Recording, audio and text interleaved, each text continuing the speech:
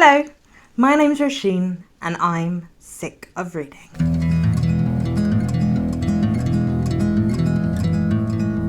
Hello friends, so we are now halfway through the year, more than halfway through the year, and I thought it would be a good time to talk you through my top 10 books of 2020 so far. I've seen a few of these videos popping up on my subscription feed, and it's one that I'm always really interested in because it gives a chance for some of the books that you really liked but don't quite squeak on to the top 10 books of the year overall. And also it's interesting to look back on at the end of the year and see if all of your favourite books happen to be in the first half or what percentage they make up.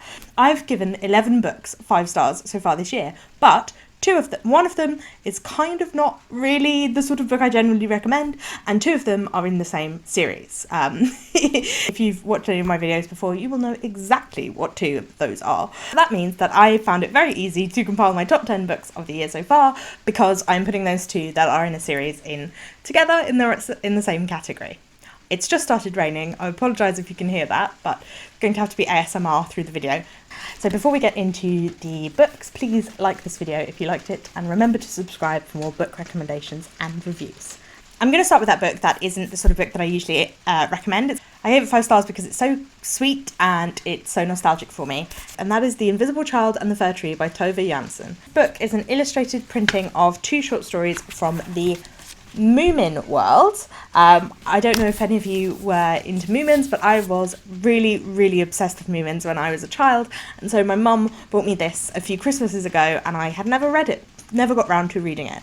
It's very short, so it didn't take me very long at all. It's perfectly cute and cosy and a very comforting read, so if you're looking for something sweet and nostalgic and you only have 20 minutes, then this is definitely one for you. What I have realised when compiling this list is that I haven't read that much non-fiction this year, but I've given a lot of it 5 stars.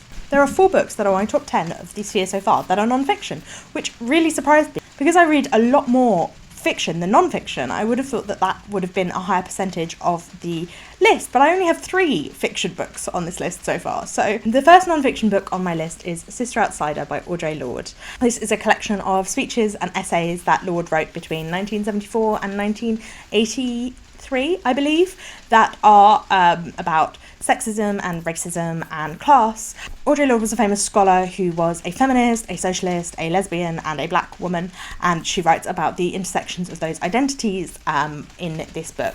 The first section of this book is essays that she wrote when visiting the Soviet Union, and I thought that was a really interesting perspective, because even though, of course, the Soviet Union did terrible, horrible things, it is still really interesting to see the perspective of what the Soviet Union was like at the time.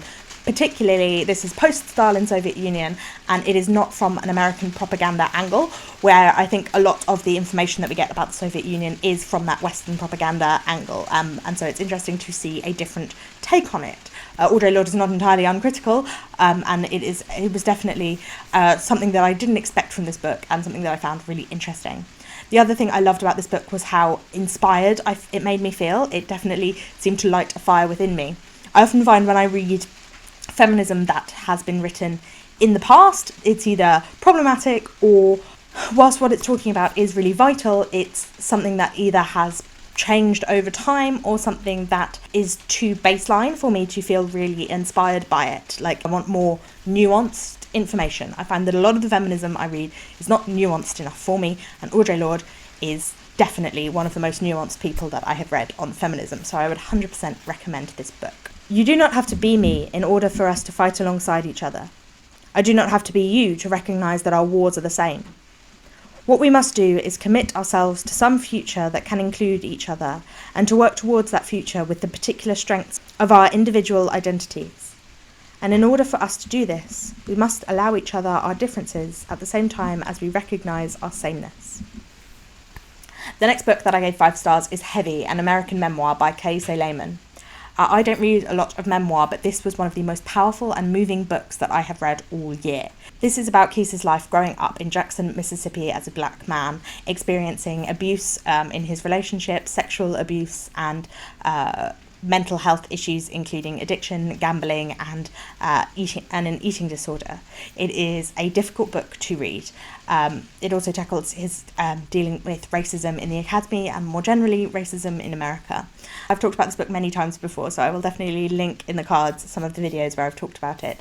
But what I found so powerful about it, how raw and vulnerable Laymon is able to be in his writing, how open he is about his experiences, that makes it very difficult to read, but also a very urgent and compelling read. He's also one of the best writers in terms of structure that I have read so far this year. The way that he uses the structure of his memoir to reinforce his metaphors is incredible. The way that things cycle back, the idea of memory, of repetition, of cycles of abuse, and the way that he does that through memory, the ideas of the body and the way that he shows that through his style of writing, through the structure of his memoir, I thought was incredible. If you want to read something about the experience of being black in America, I would recommend it, but also if you want to, as a writer, read something that inspires you to create because of the way he talks about writing and because of the way he writes, I would 100% recommend this book. Our superpowers, I was told since I was a child, was perseverance, the ability to survive no matter how much they took from us. I never understood how surviving was our collective superpower when white folk made sure so many of us didn't survive. And those of us who did survive practiced bending so much that breaking seemed inevitable. Another book I gave 5 stars this year was Inglorious Empire by Shashi Tharoor. This is a book that is about the British Empire in India and the brutalities committed by the British. It was written after Shashi Tharoor engaged in a debate at Oxford University about the need for reparations after the Empire, because of how little people in Britain knew about the ravages of empire, and also because he had heard arguments against him and arguments for the British Empire, and so he wanted to argue against them. So the setup of this book, I think, is really well done. It's really well structured to show nuance and also to react to British historians and British politicians, the way they talk about the British Empire, and also to give you tools to use if you are arguing with someone about what the British did in India. He has responses to all of the arguments that people make about it, and it's also very well written, very clear and engaging, and it definitely makes you want to read on. And also I listened to the audiobook, and Shashi Tharoor has an excellent voice, so if you can listen to the audiobook, I would definitely recommend that. I do not look to history to absolve my country of the need to do things right today. Rather, I seek to understand the wrongs of yesterday, both to grasp what has brought us to our present reality and to understand the past for itself. The past is not necessarily a guide to the future, but it does partly help explain the present. One cannot, as I have written elsewhere, take revenge upon history. History is its own revenge. Finally, I gave 5 stars to This Changes Everything, Capitalism versus the Climate by Naomi Klein. Naomi Klein is one of my favourite academics. I love listening to her speak on podcasts and watching her talks. I think she is so engaging and she grasps the information so well. She's a journalist rather than a scientist, and I think that she does a really good job of making the science accessible to people without a science background. She also has an incredible amount of passion and is able to synthesize science and economics together in a way that I find really helpful for someone who does not have a background in either of those things. I find that she makes it really, really clear for me, and I love the way that she talks and the way that she, for example, when she's talking about climate change, she engages with Indigenous rights in Canada, and she talks, because she's from Canada, she talks about things like climate racism and things that I think can often be ignored, especially in Western presentations of climate change. This book was my first full book that I have read by her, and I absolutely loved it. It fulfilled all of those things that I'm talking about. There are a lot of facts, a lot of stats, but they are also tied so well with human stories, and I find her passion and her power so persuasive, and I definitely find that she, in the same way that Audre Lorde did, lights a fire within me to keep reading about these things and to take action. She's definitely someone who whose book is a call to arms. Our economic system and our planetary system are now at war. Or more accurately, our economy is at war with many forms of life on Earth, including human life. What the climate needs to avoid collapse is a contraction in humanity's use of resources. What our economic models demand to avoid collapse is unfettered expansion. Only one of these sets of rules can be changed, and it's not the laws of nature. So I also have given 2 poetry collections 5 stars, and the first one is Black Movie by Danez Smith. Danez Smith is a black non-binary poet from the United States who is probably more famous for their works Don't Call Us Dead and Homie, neither of which I have read. This was my first experience reading Danez Smith's work, but it definitely made me want to read everything that they have published so far. They have such a skilled way to use vernacular English constructions that feel modern, present, visceral, embodied. They feel so alive and real, the way that they are writing and the way that they use that to create metaphor. It makes it feel of a time and of a place, but also timeless at the same time. I love the way that they use form. There were 2 poems next to one another, one that was Dear White America and one was Black Joy, and the way that they directly addressed white America in one poem and then completely excluded white America in another poem in such a brilliant, joyful way.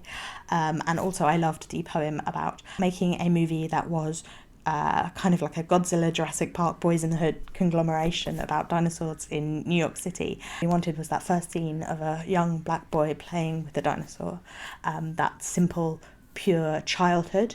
A lot of this book was about how childhood is taken from black boys, and I thought it was incredibly powerful and moving. The other poetry collection that I gave 5 stars was The Handless Maiden by Vicki, Feaver, which is a collection of poetry that was recommended to me by one of my poetry tutors when I was doing my Masters in Creative and Life Writing, but which I only got around to reading this year, 2 years after I graduated. The first half of this poetry collection was retellings of different myths and fairy tales and folklore. So The Handless Maiden is, for example, a German fairy tale, and there were retellings of Greek mythology and lots of different retellings, which is the kind of poetry that I write, which is why I was really, I think why I was recommended it. And then the second half were more personal poems. What I loved about these poems was the viscerality and the embodiment of them. They felt flesh-bound and emotional. The metaphors were so kind of twisted. They were very much embodied, but also very much slightly off kilter, in a way that was creepy and also powerful. It was about womanhood and about sexism, about women's bodies and the things that are done to women's bodies and that women's bodies do in grief and in fear and in anger. And it was incredibly beautiful and also creepy, which is my personal favourite brand. So finally, I have the 3 fiction books that I've given 5 stars to so far this year. The Girl with the Louding Voice by Audre. I've talked about this book a lot as well, so I will put some links in the cards there. But this is set in Nigeria about Aduni, a girl who is sold into marriage by her father when her family falls on hard times. During that marriage, a tragedy happens and she flees, only to be sold again, this time into domestic servitude.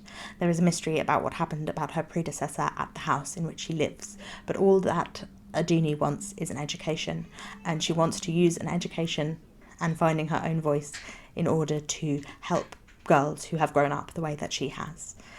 Aduni is one of the most endearing and powerful protagonists that I have read in a long time.